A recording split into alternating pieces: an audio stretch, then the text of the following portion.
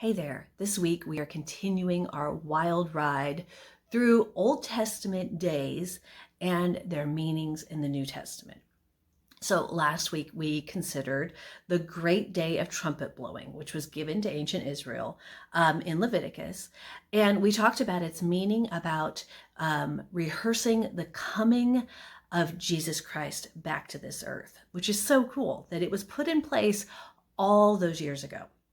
So today we're going to focus on the Day of Atonement, or as the Jews call it today, Yom Kippur.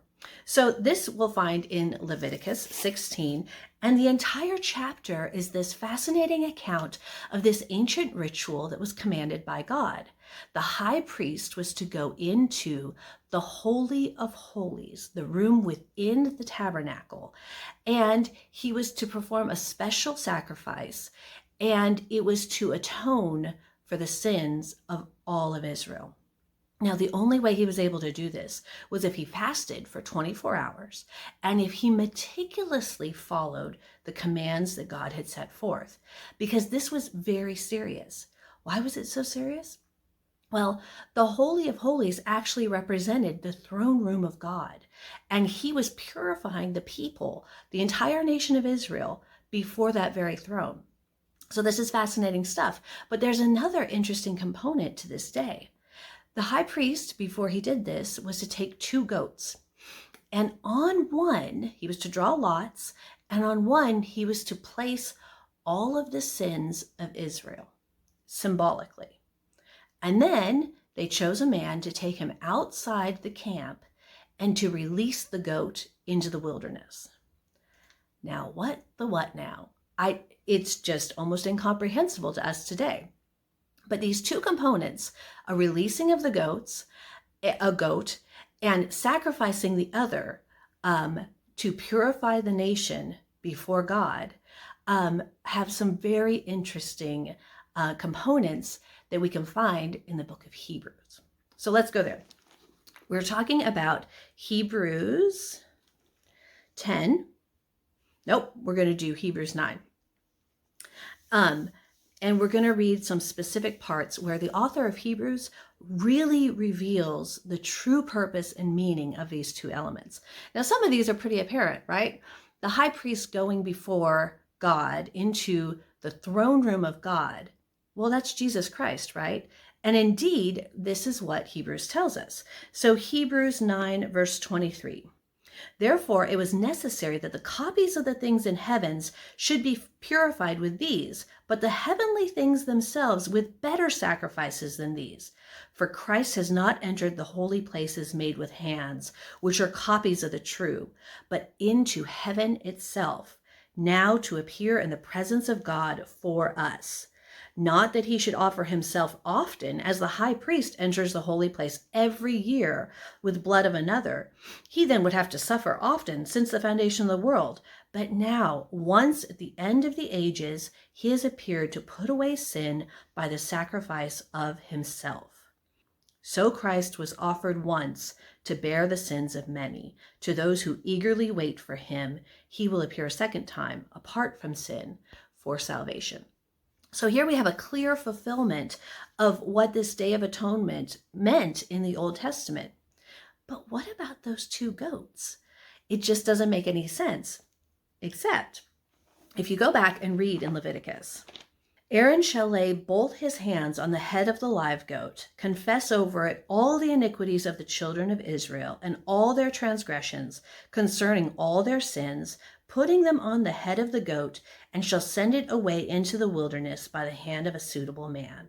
The goat shall bear on itself all the iniquities to an uninhabited land, and he shall release the goat in the wilderness. Now, I want you to remember that last week we talked about how the day of the trumpet blowing represented Christ's return. So this is actually the very next event that will happen after Christ's return. And we find that in Revelation 20, verses 1 through 3. And this is so fascinating that God gave this knowledge to ancient Israel. Then I saw an angel coming down from heaven, having the key to the bottomless pit and a great chain in his hand. He laid hold of the dragon, that serpent of old, who is the devil and Satan, and bound him for 1,000 years. And he cast him into the bottomless pit and shut him up and set a seal on him, so that he should deceive the nations no more till the 1,000 years were finished. So 2 incredible events are commemorated by the Day of Atonement, and they are very much New Covenant events. It was the prophesied coming of Jesus Christ, who gave himself for us. Back in Hebrews 10, verse 19, therefore, brethren, having boldness to enter the holiest by the blood of Jesus, directly reckoning back to that passage in Leviticus, right? By a new and living way, which he consecrated for us through the veil that separated the Holy of Holies from the rest of the tabernacle. But they're saying here, through the veil, that is his flesh. And having a high priest over the house of God, let us draw near with a true heart in full assurance of faith, having our hearts sprinkled, just like that blood was sprinkled on the Day of Atonement, from an evil conscience, and our bodies washed with pure water. So this is a specific reference to the Day of Atonement. And you think, well, but it's been fulfilled, so we don't have to do anything with this day. Not so much, because it has that second component, which is when Satan will be bound after the return of Jesus Christ, and he'll be led into the wilderness to hurt no one again for 1,000 years. His influence will be removed, and we'll be able to be at one, just like the word atonement suggests, at one with God and Jesus during the formation of their kingdom on this earth.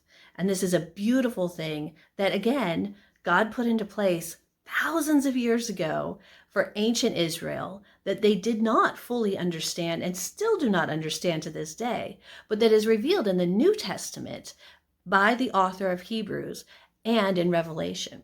So it's something to look forward to each year. It is a very serious and solemn day. We remember the sacrifice of Jesus, and we remember the atoning of his blood for our sakes. And we also think ahead to that day when Satan will be removed from our lives, and we will not have to be tormented anymore by his influence and his pressures in this world. It is a very hopeful and encouraging day, and it's a very solemn and impactful day also.